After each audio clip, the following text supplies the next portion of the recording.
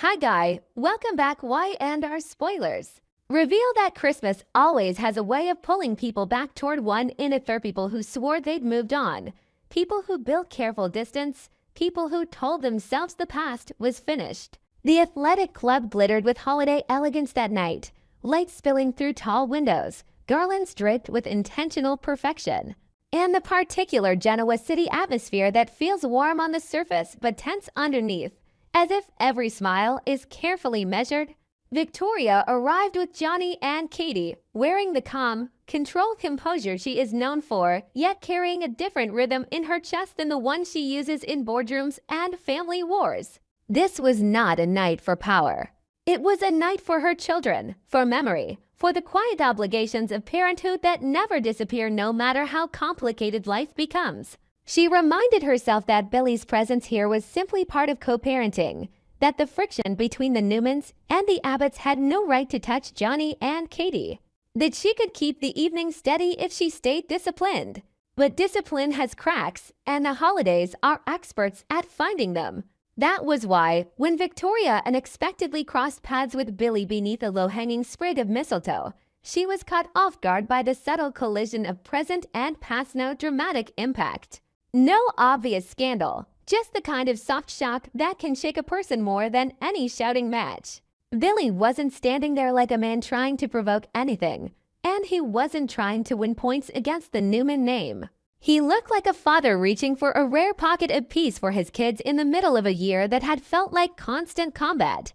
His smile arrived before words did warm, familiar, carrying the faint weight of older holidays, the ones when they had once believed their family could stay intact. Victoria returned it, careful not to step across any lines, careful not to deny what had once been real. And that careful balance was exactly what made the moment feel so charged. Because both of them understood the edge they were walking. Lean too far toward emotion and everything gets messy. Lean too far toward distance and the children feel it. In that brief stretch of time, they allowed memory to surface like an old photograph as Christmases, kids racing around a tree, laughter, gifts, and the undeniable truth that no matter what had broken, they still shared something permanent. Nostalgia didn't turn into promises or confessions. It existed like a silent exhale, something neither of them could say out loud but both could feel in full. Across the room, Sally was looking for Billy. She moved through clusters of guests, keeping her social smile in place, but stacking worries in her mind like fragile ornaments. Sally had learned how to stand beside Billy during storms, how to absorb pressure, how to survive the chaos that often followed him. But nothing unsettled her quite like the invisible war with his past. When she spotted Billy and Victoria beneath the mistletoe, she didn't witness an unmistakable betrayal, nothing she could point to, nothing blatant enough to justify a public reaction. That was precisely why the discomfort was dangerous. It wasn't loud. It didn't announce itself. It crept in and made her feel small inside a family picture she still didn't know how to enter. The image felt like a reminder that Billy and Victoria had history Sally could never erase. And during the holidays, history is treated like something sacred. She didn't want to be the person who ruined the mood. She didn't want to become the woman who constantly had to prove she deserved her place. Yet the awkwardness and unease swelled anyway, soft as falling snow but steadily accumulating. And still, the children pulled everyone back to where they needed to be. Johnny and Katie arrived with the pure excitement only kids can carry, and that excitement forced the adults to adjust. The small Christmas tree decorating gathering wasn't meant to impress anyone. It was meant to give Johnny and Katie one peaceful night to let them feel that their family still existed in some form, even if it no longer looked the way it once did. Victoria, accustomed to control, softened when she looked at her kids. Billy, often reckless with his own life, became unusually patient around them, as if fatherhood was the one place he refused to sabotage himself. And Sally, faced with the moment, had to make a quiet choice. Let her insecurity steer her, or step into the room with the maturity she was still teaching herself how to practice. The mention of 3 guests arriving to help decorate added a strange undercurrent to the evening. It sounded harmless, just a festive detail, but in a space where past and present were already pressing against each other, any arrival could become a catalyst. Victoria felt that before she even glanced at Billy, because she knew how easily innocent gatherings turned into emotional flashpoints. Billy sensed it too, but he chose to focus on keeping Johnny and Katie happy, as if effort alone could keep complications at bay. Sally felt it most sharply of all, because she understood the fragile nature of what she was attempting, to exist here without losing herself. Sally's awkwardness didn't show up as accusations or sharp words. It appeared in tiny pauses, in the way she calculated whether she should hand Johnny an ornament or let Victoria do it, in the way she watched Billy and then watched the children, searching for proof that she wasn't an outsider. Victoria, meanwhile, carried her own private struggle. She wanted to demonstrate that she could do this right, that she could be the perfect mother, keep everything civil, keep the evening warm and stable. But beneath that determination sat a fear she hated admitting, the fear that if she softened too much around Billy, she would wake something she had buried just to keep moving forward. That fear felt even worse because it appeared during a season when everyone expects sheer unity and effortless grace. The tension between the Newman and Abbott families lingered like a wall outside the edge of the gathering unspoken, but present in every careful glance and restrained choice. It didn't burst into the tree decorating moment as a confrontation, but it shaped the room's caution. The children didn't understand it and didn't deserve to. That was exactly why Victoria and Billy, despite everything bigger than them, tried to become the kind of parents Johnny and Katie could rely on in that moment. They didn't need long conversations or deep emotional declarations. They simply coordinated instinctively, the way they once had done many times before. They made sure their children felt loved, saw both parents close by, and experienced a holiday not poisoned by a dull coldness. As Sally tried to find her place, she stumbled into a hard truth she didn't want but needed. Her position wasn't to replace Victoria, and it wasn't to steal Billy from his past. Her position was to choose how to be present without hurting the children and without hurting herself. That required a painful kind of growth, because it meant temporarily releasing the desire to be the unquestioned center of Billy's world. When Sally finally stepped in more naturally, it wasn't to prove anything to Victoria. It was to prove something to herself, that she could love Billy without surrendering her self-respect, that she could be near his family without being swallowed by their history. For a while, it worked. Johnny and Katie glowed as the tree filled with ornaments, their laughter bright enough to loosen the adults' shoulders. Victoria watched her children and felt her heart soften, proud that she had made the right decision bringing them here.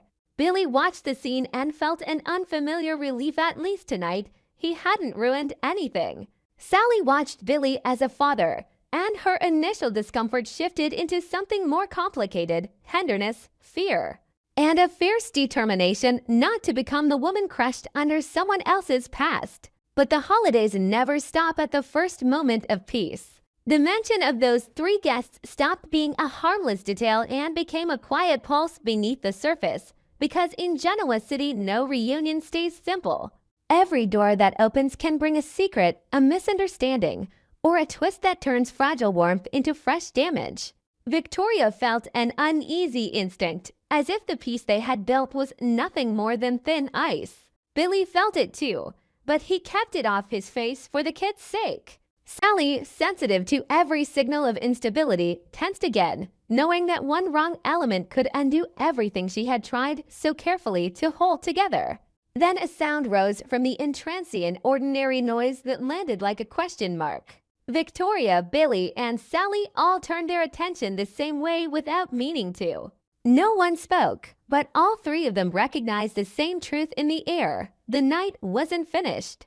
And whatever came next could decide whether this unexpected warmth was a rare step forward or only the opening note of a new storm.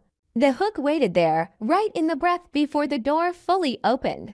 In the moment, none of them could be sure they would stay composed when the 3 guests finally arrived and forced them to face what they had been avoiding all season.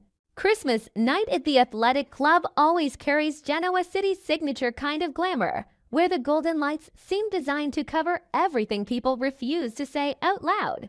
Distinguished guests gather in flawless outfits, holiday music glides softly beneath the high ceilings, and the scent of wine and evergreen mingles into a carefully curated warmth of velvet wrap everyone wears so they can pretend, for a few hours, that the battles of the year have paused. Yet behind the sparkle, there are watchful eyes, heavy hearts, and memories that refuse to stay quiet simply because the season demands cheer. Into that scene, Victoria appears as a familiar emblem of elegance and control. She doesn't rush. Her posture is steady, her smile measured, perfectly polite, perfectly unreadable, as if no one could possibly reach the deeper current of her mood. But her gaze doesn't fully belong to the room. It moves through the crowd with the instinct of someone who has spent years assessing threats and intentions, then catches on small details in uneven wreath, the laughter of an old circle. The clink of glasses held a little too tightly, and those small details pull her backward into earlier holidays, into nights that felt simpler, when the word family didn't come with so many sharp edges. Victoria didn't come to relive the past. She repeats that to herself as if repetition could train her heart to obey. She came because appearances matter, because a Newman cannot vanish from a room where power and image knot together, and because the holidays sometimes require presence even when a person has very little left to celebrate. She keeps her distance at the right temperature, not cold enough to invite questions, not warm enough to invite assumptions. Still, something restless stays alive beneath her calm.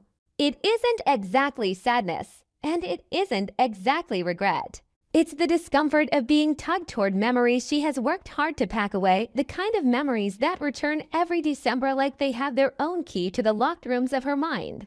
Christmas has a cruel talent for making people remember what once was, and for Victoria, what once was is never just a pleasant picture. It's a reminder of how much she has had to force herself to become someone who survives on discipline more than feeling. Across the room, Billy enters with his familiar energy, defiant, like he could laugh at any social rule, and half-wired, like he knows one wrong step could send his life skidding back into chaos. His eyes sweep over faces that are friends, rivals, and witnesses to his worst instincts. He isn't seeking attention, but he can't fully disappear either. In this place, he exists like a story everyone knows, a man who can create surprising warmth and then destroy it with a single reckless choice. He comes in with a clear purpose in his head, but parties like this rarely allow anyone to cling to a plan. Genoa City specializes in arranging collisions at the most perfect and most dangerous moments. And then it happens Billy's gaze catches Victoria's. Not from a safe distance, not in a way either of them can pretend they missed. It's close enough to be unavoidable, intimate enough to feel like the room has shifted around them.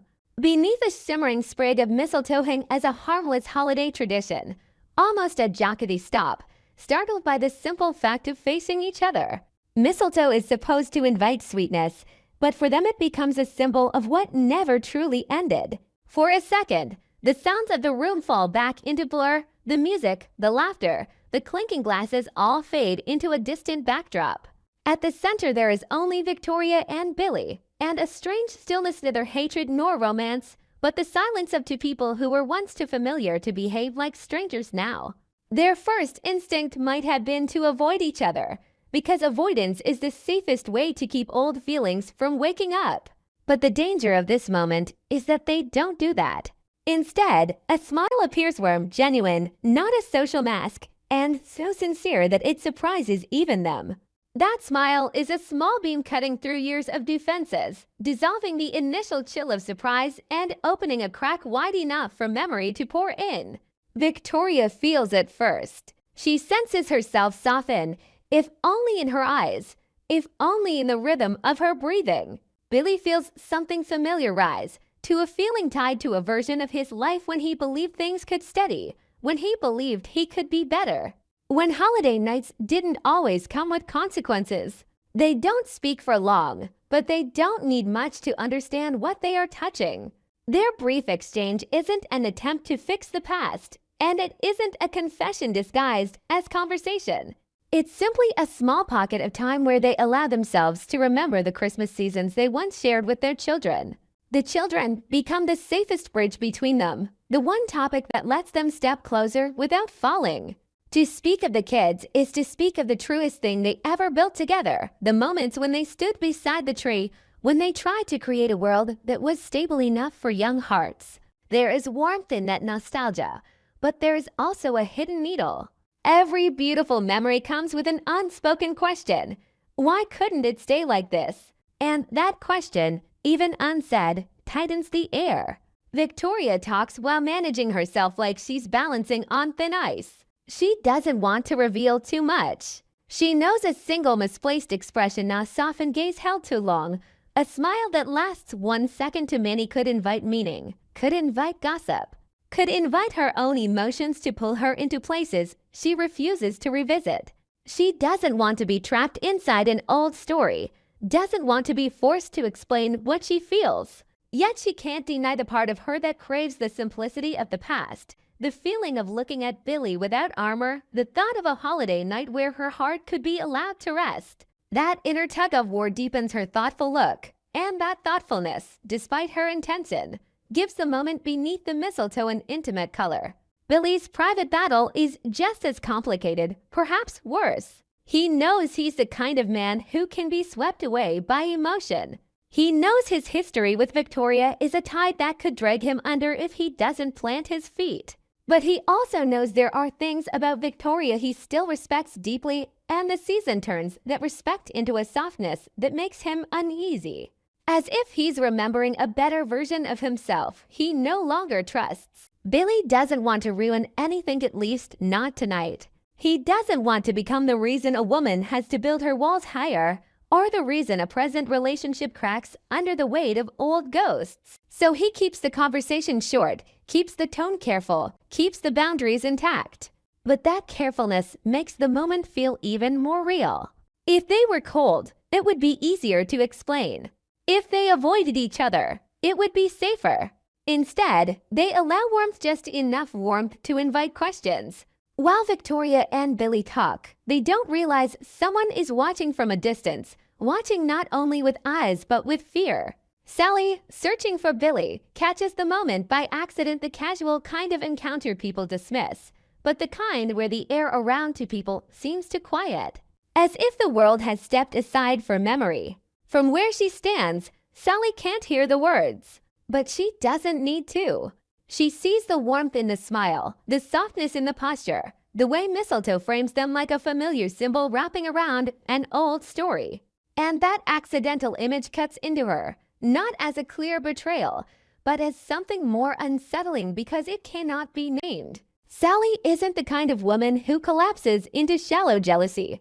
She has lived through too much to believe love can be measured by a single glance. But the discomfort rising in her chest isn't about who Victoria is. It's about the fact that there is a world between Billy and Victoria that Sally has never belonged to, a world made of old holidays, family memories, lived history rather than new beginnings. She feels as if she's standing outside a locked room, seeing warmth through a narrow crack, warmth she thought Billy was building with her, only to realize it existed long before she arrived, and might still exist without her. The feeling doesn't explode into anger. It becomes a ripple she can't label, part hurt, part worrying, part self-questioning. She wonders if she's overreacting. She wonders if Billy understands how this looks from the outside. And most frightening of all, she wonders if she's been playing the role of the confident woman while secretly fearing she's only a temporary chapter in a much longer story. Sally stands still for a beat too long, not because she wants to spy, but because she is trying to control herself. She knows that walking up immediately could make her look like an intruder, like the woman who disrupts a holiday moment. Yet if she turns away, she risks carrying this feeling through the rest of the night, letting it grow into a shadow she can't shake. She has to choose how to appear without making everything worse, while still protecting her dignity. And in that choice, her awkward position becomes painfully clear. She isn't the ex-wife. She isn't the mother inside those memories. And she refuses to become the woman who constantly measures her feelings by whether she has the right to feel them. She is simply Sally loving Billy, trying to believe the present can survive the shape of the past. As Sally wrestles quietly with herself, Victoria and Billy continue their short exchange, completely unaware that they are being watched through a lens loaded with meaning. Their ignorance makes the situation sharper, because if they knew, they might have adjusted, stepped back, rebuilt the safe social walls that keep trouble away. But they don't know. And because they don't know, they allow a little more natural warmth. Victoria lets herself smile again. Billy lets his gaze soften. They stay within limits and do nothing openly inappropriate, yet the closeness is near enough to be felt, and that is enough for Sally to interpret it as a warning. The room still glows with holiday cheer, as if nothing matters more than wreaths and lights. But for these three, one moment beneath mistletoe turns Christmas into a quiet psychological test. Victoria has to ask herself what she's doing, what she is feeling, and whether she is letting emotion sabotage her clarity. Billy has to ask himself if he is unconsciously pulling two women into an old cycle beautiful memories with inevitable consequences. Sally has to ask herself if she is strong enough to stand beside Billy without shrinking under the shadow of history. And whether love can ever be simple in a town where everything is examined under lights too bright. The most dangerous part is that none of them can speak these questions right now. No one wants to ruin the party. No one wants to make Christmas into confrontation. Yet the silence makes everything accumulate. Tension becomes a thin layer in the air, not enough for strangers to notice, but enough for the people inside it to feel as if they're breathing in a room with less oxygen. In that air, Sally begins to move forward one careful step at a time, as if she is entering territory where she cannot afford a single mistake. She understands the next moment is critical. The way she appears will decide whether she is part of the present or only a spectator watching the past come alive.